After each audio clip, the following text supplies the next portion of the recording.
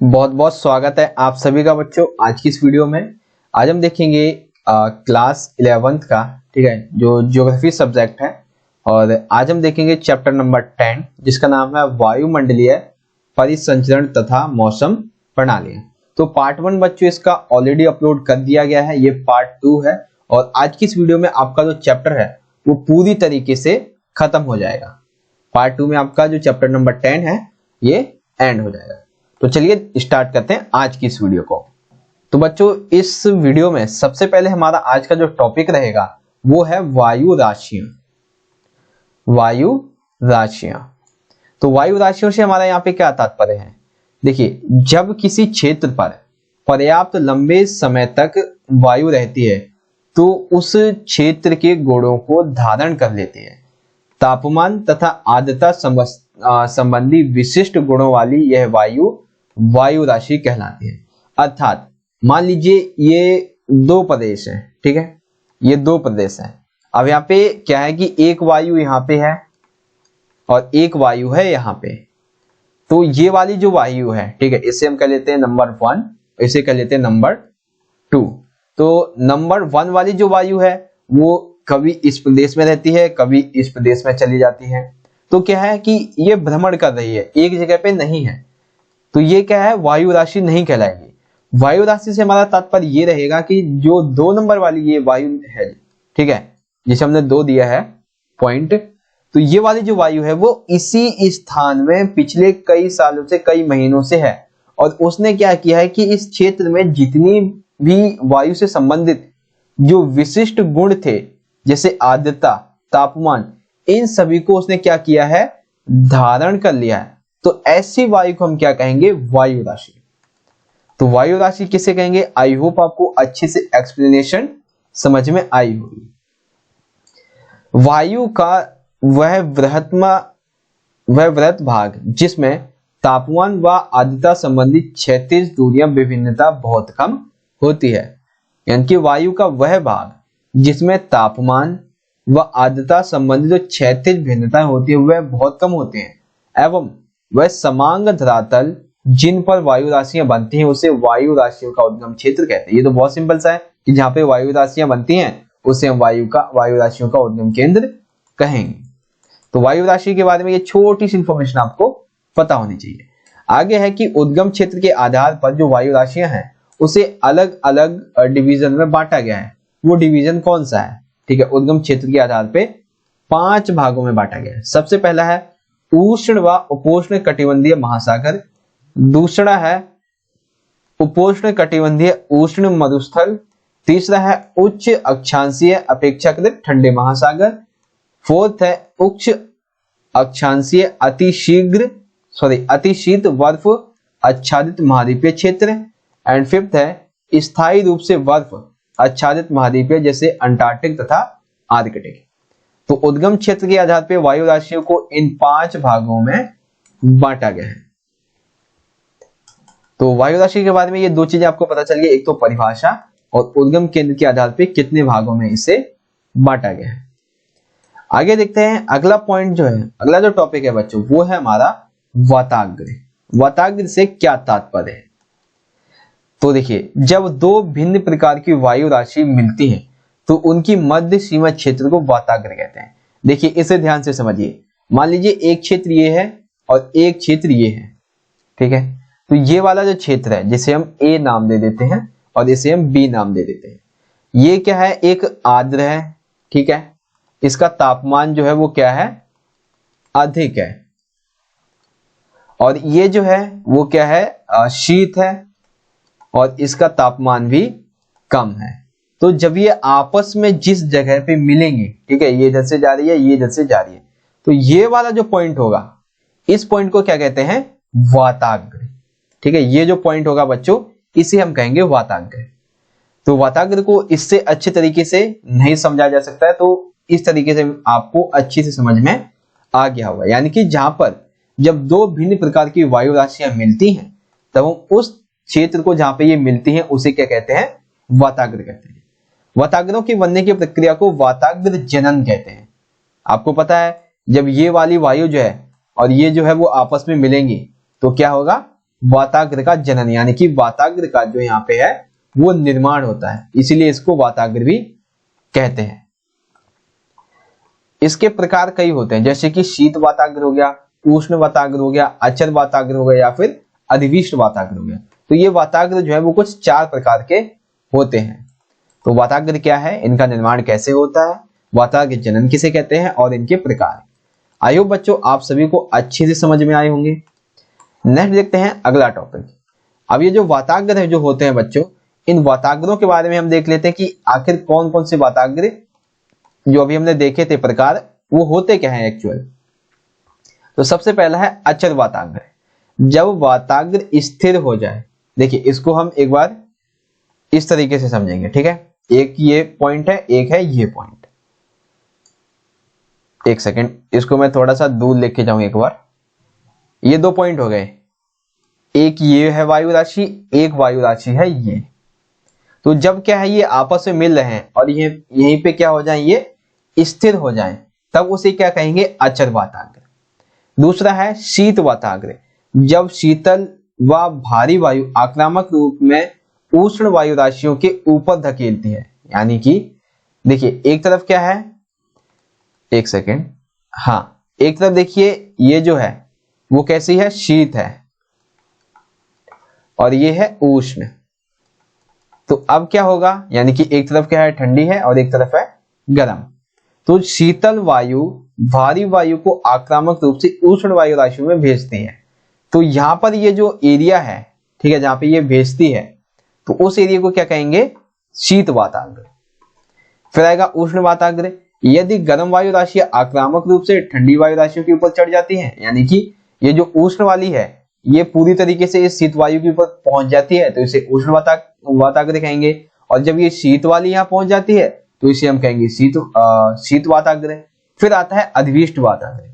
ये यदि एक वायु राशि पूर्णतः धरातल के ऊपर उठ जाए, यानी कि ये जो उष्ण वाली है चाहे वो शीत हो, ये खुद ही अपने आप जो है वो ऊपर की तरफ उठ जाए, इसका इन दोनों का आपस में कोई टकराव ना हो, ठीक है, तो उसे क्या कहेंगे, अधिविष्ट वाताग्र।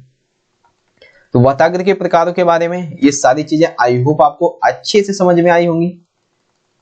चलिए आगे देखते हैं अगला पॉइंट। अगला पॉइंट है बच्चों आज का हमारा तड़ित झंझावा टोर्नेडो। ये क्या होता है तड़ित झंझावा टोर्नेडो। देखिए सबसे पहले इसको कई भागों में बांटा गया है, ठीक है।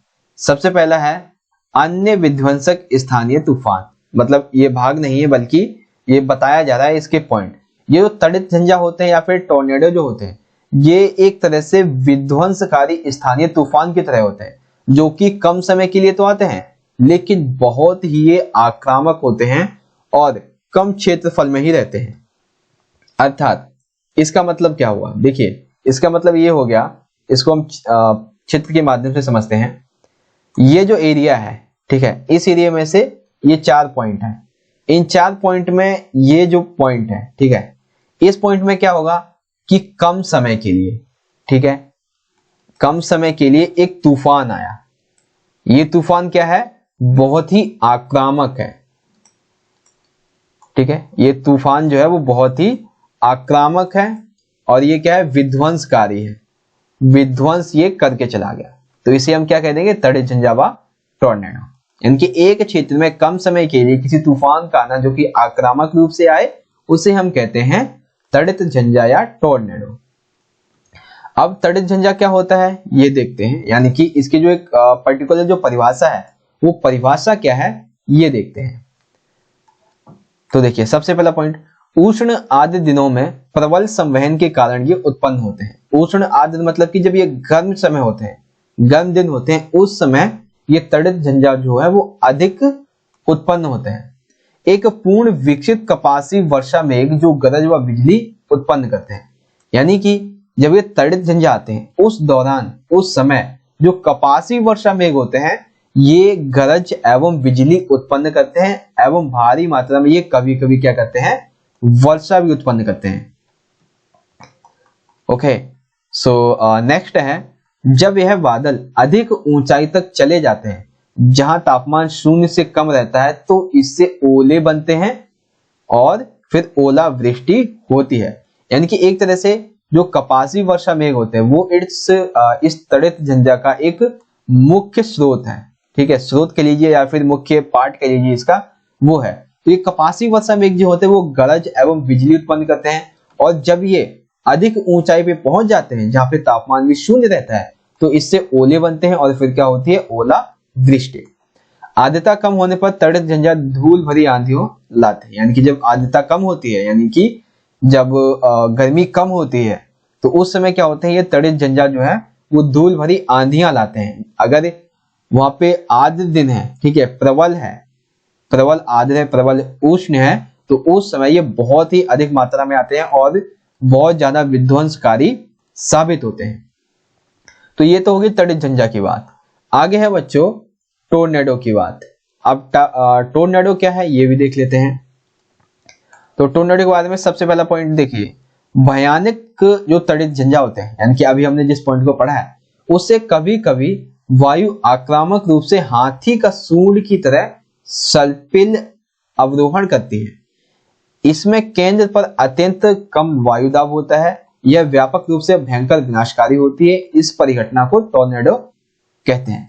यानी कि देखिए, कई बार क्या होता है कि मान लीजिए ये जो है वो क्या है, तड़ित झंझा है, ठीक है, ये है तड़ित झंझा। कई बार क्या होता है कि ये आक्रामक रूप से एक हाथी की सूंड की तरह, यानी कि ये जो है वो एक हाथी की सूंड की तरह इस तरह से क्या करते हैं, इसका रूप ले लेते हैं। तो जब ये रूप ले लेते हैं और इसके केंद्र में क्या होता है, जो वायुदाब होता है वो अत्यंत कम होता है, तब इस घटना को हम क्या कहते हैं, टोर्नेडो कहते हैं। जो कि अधिकतर देखा गया है कि ये मध्य अक्षांशों पर ज्यादा उत्पन्न होते हैं। समुद्र पर टोर्नेडो को जल स्तंभ कहते हैं। ये जो टोर्नेडो जो होते हैं जब ये समुद्र पर उत्पन्न होते हैं तो इन्हें जल स्तंभ कहा जाता है। तो तड़ित झंझा और टोर्नेडो के बारे में ये सारी चीजें आई होप आपको अच्छे से क्लियर हो गई होंगी। तो एक बार दोबारा देख लीजिए तड़ित झंझा व टोर्नेडो के बारे में। नेक्स्ट टॉपिक है बच्चों आज का हमारा उष्ण कटिबंधीय चक्रवात, और इसके बाद आज की हमारी ये वीडियो भी यहाँ पे खत्म हो जाएगी। उष्ण कटिबंधीय चक्रवात, इसके बारे में बच्चों बहुत बड़ा आपके जो बुक है उसमें दिया हुआ है, बहुत सारी चीजें इसमें बताई गई हैं, लेकिन जो मेन है, जो इंपॉर्टेंट है, आपको बस वही याद रखनी है। सबसे पहला पॉइंट है आक्रामक तूफान।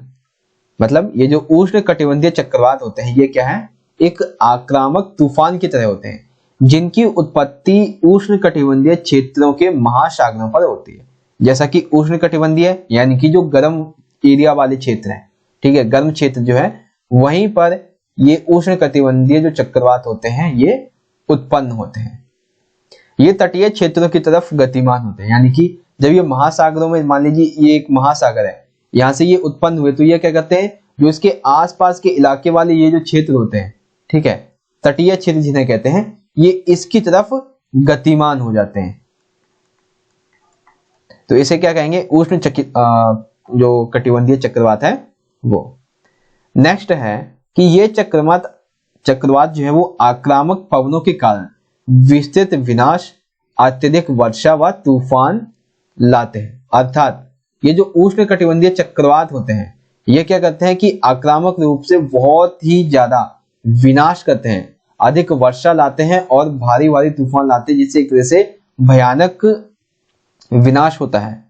ये चक्रवात विध्वंसक प्राकृतिक आपदाओं में से एक है। अर्थात इसका क्या मतलब है कि जो जैसे प्राकृतिक आपदाएं होती हैं, जैसे कि आग लगना हो गया, सॉरी आग लगना नहीं, जैसे भूस्खलन हो गया, ठीक है, और भी बहुत सारी होती हैं, तूफान वगैरह, तो उसी तरह से जो ये उष्ण कटिबंधीय चक्रवात है महासागरों में आते हैं, तो महासागरों में कोई जो प्राणी है, जो व्यक्ति है, वो तो इन्हें उत्पन्न नहीं करेगा, तो ये प्राकृतिक आपदाएं हैं। तो ये जो है वो अत्यधिक विध्वंसकारी प्राकृतिक आपदाओं में से एक है। अब इस उष्ण कटिबंधीय चक्रवात के अलग अलग जगह पे कुछ अलग अलग नाम भी दिए हुए हैं। जैसे हिंद महासागर में इस चक्रवात को चक्रवात कहते हैं, वहीं अटलांटिक महासागर में इस चक्रवात को हारिकेन कहते हैं, पश्चिमी प्रशांत और दक्षिणी चीन सागर में इन उष्ण कटिबंधीय चक्रवातों को टाइफून कहते हैं, और पश्चिमी ऑस्ट्रेलिया में विलीज कहते हैं। तो तो एक बार दोबारा देख लीजिए इनके नाम को। हिंद महासागर में क्या कहेंगे इन्हें? चक्रवात। अटलांटिक महासागर में हरिकेन। पश्चिमी प्रशांत और दक्षिणी चीन सागर में टाइफून। और पश्चिमी ऑस्ट्रेलिया में विली विलीज। तो उष्णकटिबंधीय चक्रवात के बारे में आई होप आपको सारी चीजें क्लियर हो गई होंगी।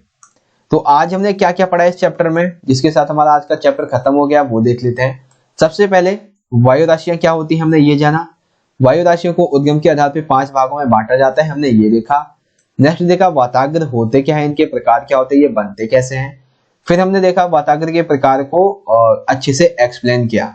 फिर तड़ित झंझा क्या होते हैं और टोर्नेडो क्या होते हैं। और लास्ट टॉपिक देखा था हमने अभी उष्णकटिबंधीय चक्रवात के बारे में। और यहाँ पे जो है वो आज का हमारा ये वीडियो बच्चों खत्म होता है। और एंड आई होप कि आज की जो वीडियो है वो आपको अच्छी लगी होगी। वीडियो अच्छी लगी तो लाइक जरूर कीजिएगा, शेयर कीजिएगा अपने सभी दोस्तों के साथ, और कमेंट करके बताइएगा कोई और सुधार करने की जरूरत है या फिर वीडियो आपको कैसी लगी। फेसबुक, इंस्टाग्राम, ट्विटर और टेलीग्राम ग्रुप का लिंक बच्चों आपको वीडियो की डिस्क्रिप्शन बॉक्स में मिल जाएगा, वहां से जरूर जाके मैं ज्वाइन कर लीजिए। टेलीग्राम में जरूर ज्वाइन कर लीजिएगा, क्योंकि यहाँ पे मैं आपको कुछ इंपॉर्टेंट अपडेट्स जो है वो डेली बेसिस पे बताता रहता हूँ। तो इसी के साथ आज का वीडियो एंड करते हैं, मिलेंगे नेक्स्ट वीडियो में।